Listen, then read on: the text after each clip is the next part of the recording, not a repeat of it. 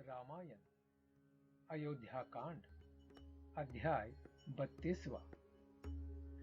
सीता सहित श्री राम का वशिष्ठ पुत्र सुयज्ञ को बुलाकर उनके तथा उनकी पत्नी के लिए बहुमूल्य आभूषण, रत्न और धन आदि का दान तथा लक्ष्मण सहित श्री राम द्वारा ब्राह्मणों, ब्रह्मचारियों, सेवकों, त्रिजट ब्राह्मण और सिरित जनों को धन का वितरण। तदनंतर अपने भाई श्री राम की प्रियकारक एवं हितकर आज्ञा पाकर लक्ष्मण वहां से चल दिए। उन्होंने शीघ्र ही गुरुपुत्र सुयज्ञ के घर में प्रवेश किया। उस समय विप्रवर सुयज्ञ अग्निशाला में बैठे हुए थे। लक्ष्मण ने उन्हें प्रणाम करके कहा, सखे, दुष्कर कर्म करने वाले श्री रामचंद्र जी के घर पर आओ और उनका कार्य देखो। सुयज्ञ ने मध्याह्न काल की संध्योपासना पूरी करके लक्ष्मण के साथ जाकर श्री राम के रमणीय भवन में प्रवेश किया, जो लक्ष्मी से संपन्न था। होम काल में पूजित अग्नि के समान तेजस्वी वेदवेत्ता सुयज्ञ को आया जानकर सीता सहित श्री राम ने हाथ जोड़कर उनकी अगवानी की। तत्पश्चात ककुस्त कुलभूषण श्री राम ने सोने के बने हुए श्रेष्ठ अंगदों, सुंदर कुंडलों, स्वर्णमय सूत्रों में पिरोई हुई मणियों, केयूरों, वलयों तथा अन्य बहुत से रत्नों द्वारा उनका पूजन किया। इसके बाद सीता की प्रेरणा से श्री राम ने सुयज्ञ से कहा, सौम्य, तुम्हारी पत्नी की सखी सीता तुम्हें अपना हार, स्वर्ण सूत्र और करधनी देना चाहती है। इन वस्तुओं को अपनी पत्नी के लिए ले जाओ। वन को प्रस्थान करने वाली तुम्हारी स्त्री की सखी सीता तुम्हें तुम्हारी पत्नी के लिए विचित्र अंगद और सुंदर केयूर भी देना चाहती है। उत्तम बिछौनों से युक्त तथा नाना प्रकार के रत्नों से विभूषित जो पलंग है, उसे भी विदेह नंदिनी तुम्हारे ही घर में भेज देना चाहती है। विप्रवर, शत्रुंजय नामक जो हाथी है, जिसे मेरे मामा ने मुझे भेंट किया था, उसे 1000 अशर्फियों के साथ मैं तुम्हें अर्पित करता हूं। श्री राम के ऐसा कहने पर सुयज्ञ ने वे सब वस्तुएं ग्रहण करके श्री राम, लक्ष्मण और सीता के लिए मंगलमय आशीर्वाद प्रदान किए। तदनंतर श्री राम ने शांत भाव से खड़े हुए और प्रिय वचन बोलने वाले अपने प्रिय भ्राता सुमित्रा कुमार लक्ष्मण से उसी तरह निम्नांकित बात कही, जैसे ब्रह्मा देवराज इंद्र से कुछ कहते हैं। सुमित्रानंदन, अगस्त्य और विश्वामित्र दोनों उत्तम ब्राह्मणों को बुलाकर रत्नों द्वारा उनकी पूजा करो। महाबाहु रघुनंदन, जैसे मेघ जल की वर्षा द्वारा खेती को तृप्त करता है, उसी प्रकार तुम उन्हें सहस्त्रों गौओं, स्वर्ण मुद्राओं, रजत द्रव्यों और बहुमूल्य मणियों द्वारा संतुष्ट करो। लक्ष्मण, यजुर्वेदीय तैत्तिरीय शाखा का अध्ययन करने वाले ब्राह्मणों के जो आचार्य और संपूर्ण वेदों के विद्वान हैं, साथ ही जिनमें दान प्राप्ति की योग्यता है, तथा जो माता कौसल्या के प्रति भक्ति भाव रखकर प्रतिदिन उनके पास आकर उन्हें आशीर्वाद प्रदान करते हैं, उनको सवारी, दास दासी, रेशमी वस्त्र और जितने धन से वे ब्राह्मण देवता संतुष्ट हो, उतना धन खजाने से दिलवाओ। चित्ररथ नामक सूत श्रेष्ठ सचिव भी है। वे सुदीर्घ काल से यही राजकुल की सेवा में रहते हैं। इनको भी तुम बहुमूल्य रत्न, वस्त्र और धन देकर संतुष्ट करो। साथ ही इन्हें उत्तम श्रेणी के अज आदि सभी पशु और 1,000 गौएं अर्पित करके पूर्ण संतोष प्रदान करो। मुझसे संबंध रखने वाले जो कठ शाखा और कलाप शाखा के अध्येता बहुत से दंडधारी ब्रह्मचारी हैं, वे सदा स्वाध्याय में ही संलग्न रहने के कारण दूसरा कोई कार्य नहीं कर पाते। भिक्षा मांगने में आलसी हैं, परंतु स्वादिष्ट अन्न खाने की इच्छा रखते हैं। महान पुरुष भी उनका सम्मान करते हैं। उनके लिए रत्नों के बोझ से लदे हुए 80 ऊंट, अगहनी चावल का भार ढोने वाले 1,000 बैल तथा भद्रक नामक धान्य विशेष का भार लिए हुए 200 बैल और दिलवाओ। सुमित्रा कुमार, उपर्युक्त वस्तुओं के सिवा उनके लिए दही, घी आदि व्यंजन के निमित्त 1,000 गौवें भी हंकवा दो।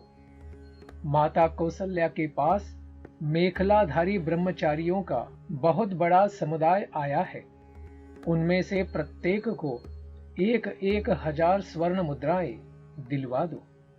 लक्ष्मण, उन समस्त ब्रह्मचारी ब्राह्मणों को मेरे द्वारा दिलाई हुई दक्षिणा देखकर जिस प्रकार मेरी माता कौशल्या आनंदित हो उठे, उसी प्रकार तुम उन सब की सब प्रकार से पूजा करो।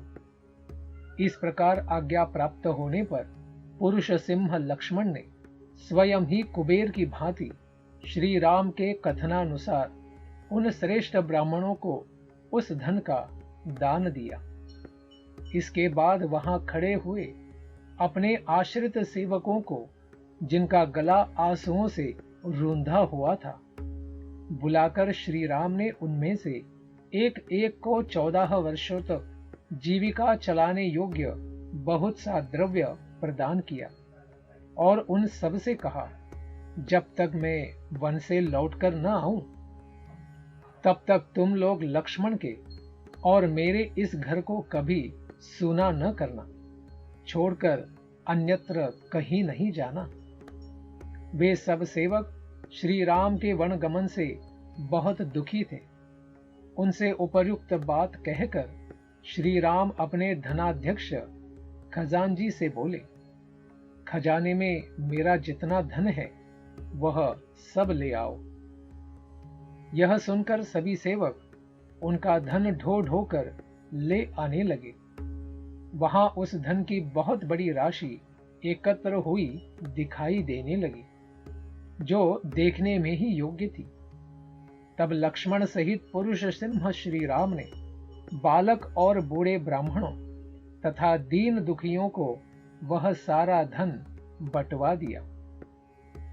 उन दिनों वहां अयोध्या के आसपास वन में त्रिजट नाम वाले एक गर्ग गोत्रीय ब्राह्मण रहते थे। उनके पास जीविका का कोई साधन नहीं था, इसलिए उपवास आदि के कारण उनके शरीर का रंग पीला पड़ गया। वे सदा फाल, कुदाल और हल लिए वन में फल मूल की तलाश में घूमा करते थे। वे स्वयं तो बूढ़े हो चले थे, परंतु उनकी पत्नी अभी तरुणी थी। उसने छोटे बच्चों को लेकर ब्राह्मण देवता से यह बात कही, प्राणनाथ, स्त्रियों के लिए पति ही देवता है। आप यह फाल और कुदाल फेंक कर मेरा कहना कीजिए, धर्मज्ञ श्री रामचंद्र जी से मिलिए। यदि आप ऐसा करें तो वहां अवश्य कुछ पा जाएंगे। पत्नी की बात सुनकर ब्राह्मण एक फटी धोती, जिससे मुश्किल से उनका शरीर ढक पाता था, पहनकर उस मार्ग पर चल दिए जहां श्री रामचंद्र जी का महल था। भृगु और अंगिरा के समान तेजस्वी त्रिजट जन समुदाय के बीच से होकर श्री राम भवन की 5वीं ड्योढ़ी तक चले गए, परंतु उनके लिए किसी ने रोक टोक नहीं की। उस समय श्री राम के पास पहुंचकर त्रिजट ने कहा, महाबली राजकुमार, मैं निर्धन हूं, मेरे बहुत से पुत्र हैं। जीविका नष्ट हो जाने से सदा वन में ही रहता हूं। आप मुझ पर कृपा दृष्टि कीजिए। तब श्री राम ने विनोद पूर्वक कहा, ब्रह्मन, मेरे पास असंख्य गौवें हैं। इनमें से 1 सहस्त्र का भी मैंने अभी तक किसी को दान नहीं किया है। आप अपना डंडा जितनी दूर फेंक सकेंगे, वहां तक की सारी गौवें आपको मिल जाएंगी। यह सुनकर उन्होंने बड़ी तेजी के साथ धोती के पल्ले को सब ओर से कमर में लपेट लिया और अपनी सारी शक्ति लगाकर डंडे को बड़े वेग से घुमाकर फेंका। ब्राह्मण के हाथ से छूटा हुआ वह डंडा सरयू के उस पार जाकर हजारों गौवों से भरे हुए गोष्ठ में एक सांड के पास गिरा।